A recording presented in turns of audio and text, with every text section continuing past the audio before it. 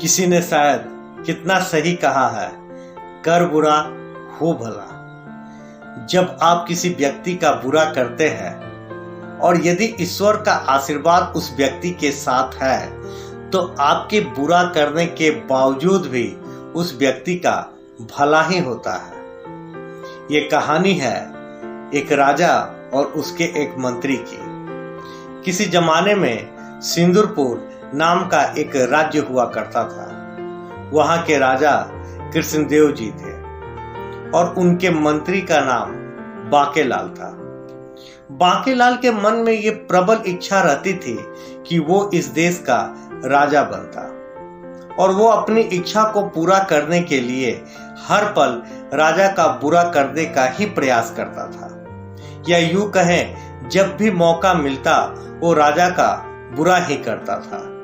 लेकिन राजा ईश्वर का अनन्य भक्त था, इसलिए बांकेलाल के बुरा करने के बावजूद भी उस राजा के लिए सब कुछ भला ही होता था। बांकेलाल ने देखा कि जब उसकी ये प्रबल इच्छा पूरी नहीं हो रही है तो वो चिंताग्रस्त रहने लगा। उसे लगा कि क्या मैं बिना राजा बने हुए ही मर जाऊंगा, और इस तरह उसे इतनी ज्यादा चिंता होने लगी कि वो बीमार रहने लगा। लेकिन कहते हैं कि बीमार व्यक्ति बिस्तर पर भी पड़ा हुआ हो लेकिन वो शैतान प्रवृत्ति का है तो वो अपनी शैतानी कभी छोड़ता नहीं। तभी उसके मन में एक ख्याल आया। उसके बगल के राज्य शिकारपुर नाम का एक राज्य था, वो वहां के राजा से मिलने के लिए चला गया। शिकारपुर के राजा ने उसकी काफी आवभगत की। वहां पे बांकेलाल ने उस राजा को प्रस्ताव दिया कि महाराज, आपके यहाँ तो सैनिकों की संख्या लाखों में है और हमारे यहाँ तो सैनिकों की संख्या मात्र 30,000 है। यदि आप हमारे राज्य पे आक्रमण करते हैं तो निश्चित तौर पे आसानी से आप इस युद्ध को जीत सकते हैं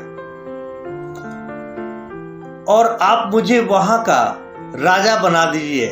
आप जो जो शर्तों को पूरा करने के लिए बोलेंगे मैं आपकी सारी शर्तों को पूरा करने का प्रयास करूंगा। शिकारपुर के राजा को बांकेलाल का प्रस्ताव पसंद आ गया।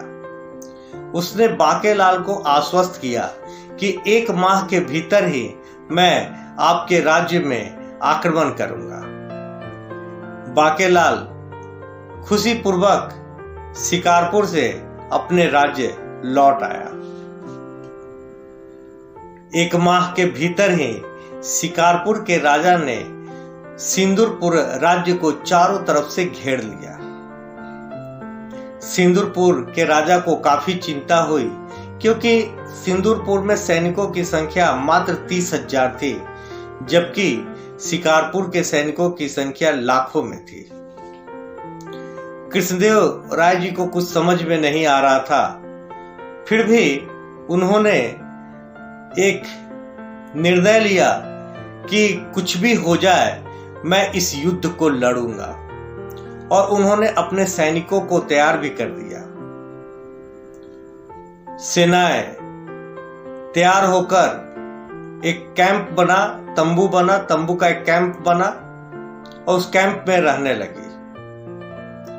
शिकारपुर के राजा ने सोचा कि बांकेलाल मेरे हित की बात तो करके गया है, लेकिन क्या पता ये तो पड़ोसी राज्य का ही मंत्री है, इसकी बात में कितनी सच्चाई है इसको जांच लेनी चाहिए।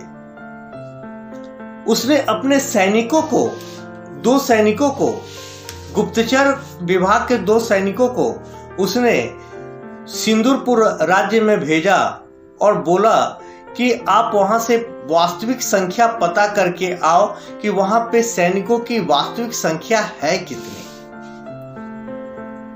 दोनों सैनिक, दोनों गुप्तचर सिंदूरपुर राज्य में आ गए और वो एक पेड़ के ऊपर छुपकर बैठ गए।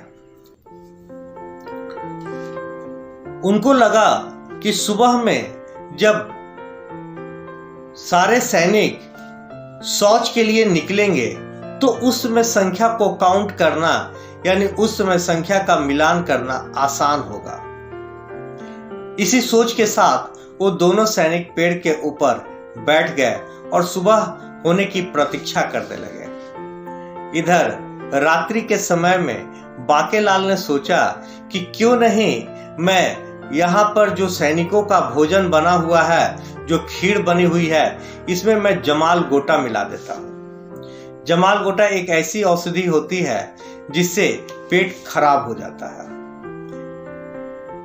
तो बाकेलाल के मन में ये ख्याल था कि यदि मैं यहाँ पे जमाल गोटा मिला देता हूँ और सैनिकों का पेट यदि खराब हो जाएगा तो वो बार बार शौच के लिए जाएंगे और वो कमजोर पड़ जाएंगे। इस तरह शिकारपुर के राजा को यहाँ इस युद्ध को जीतने में ज्यादा मेहनत नहीं करनी पड़ेगी। इसी ख्याल से उन्होंने खीर में जमाल गोटा को मिला दिया। सुबह हुई। सुबह होने के बाद सैनिक शौच के लिए जाने लगे और जो शिकारपुर से जो 2 गुप्तचर आए हुए थे वो पेड़ पे बैठकर सभी सैनिकों को काउंट करना शुरू किए। लेकिन पेट खराब होने की वजह से एक एक सैनिक 5-5, 6-6 बार लोटा लेकर शौच के लिए जा रहा था। अब तो वो पेड़ पे बैठा हुआ बंदा ये समझ में नहीं आ रहा था कि आखिर यहाँ पे 30,000 सैनिकों की बात हो रही थी, यहाँ तो इतने अभी तक ये शौच के लिए जा रहे हैं और शाम होने को आई और अभी तक इनका जो है सैनिकों का संग जो सैनिक है वो शौच के लिए लगातार जा रहे हैं। और इस तरह उन्होंने काउंट करना जब शुरू किया तो पता चला यहाँ पर तो 10 लाख सैनिकों से भी ज्यादा है।